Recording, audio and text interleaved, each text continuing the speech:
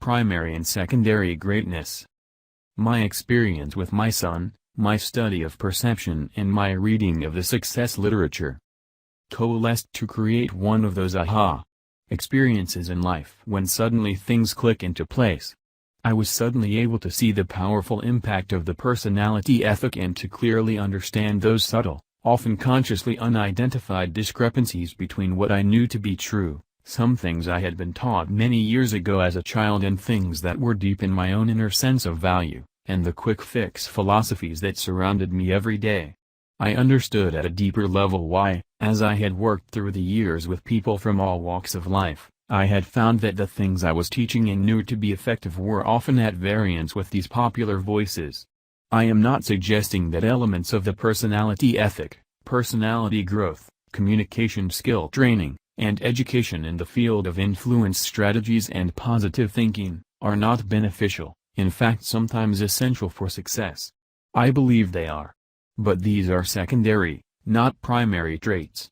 Perhaps, in utilizing our human capacity to build on the foundation of generations before us, we have inadvertently become so focused on our own building that we have forgotten the foundation that holds it up, or in reaping for so long where we have not sown, perhaps we have forgotten the need to sow.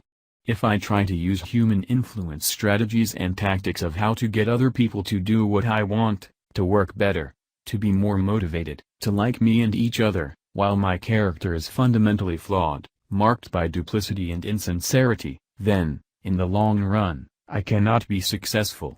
My duplicity will breed distrust, and everything I do, even using so-called good human relations techniques, will be perceived as manipulative.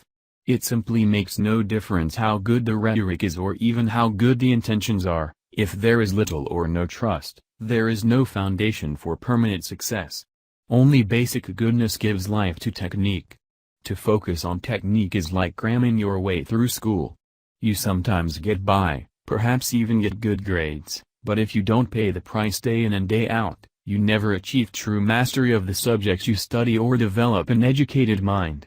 Did you ever consider how ridiculous it would be to try to cram on a farm, to forget to plant in the spring, play all summer and then cram in the fall to bring in the harvest? The farm is a natural system. The price must be paid and the process followed. You always reap what you sow, there is no shortcut. This principle is also true, ultimately, in human behavior, in human relationships. They, too, are natural systems based on the law of the harvest. In the short run, in an artificial social system such as school, you may be able to get by if you learn how to manipulate the man-made rules, to play the game. In most one-shot or short-lived human interactions, you can use the personality ethic to get by and to make favorable impressions through charm and skill and pretending to be interested in other people's hobbies. You can pick up quick, easy techniques that may work in short-term situations. But secondary traits alone have no permanent worth in long-term relationships. Eventually, if there isn't deep integrity and fundamental character strength, the challenges of life will cause true motives to surface and human relationship failure will replace short-term success. Many people with secondary greatness, that is, social recognition for their talents, lack primary greatness or goodness in their character. Sooner or later, you'll see this in every long-term relationship they have, whether it is with a business associate, a spouse, a friend, or a teenage child going through an identity crisis. It is character that communicates most eloquently. As Emerson once put it, "What you are shouts so loudly in my ears that I cannot hear what you say."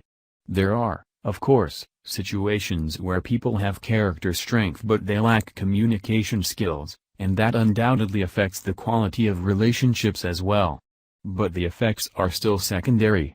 In the last analysis, what we are communicates far more eloquently than anything we say or do. We all know it.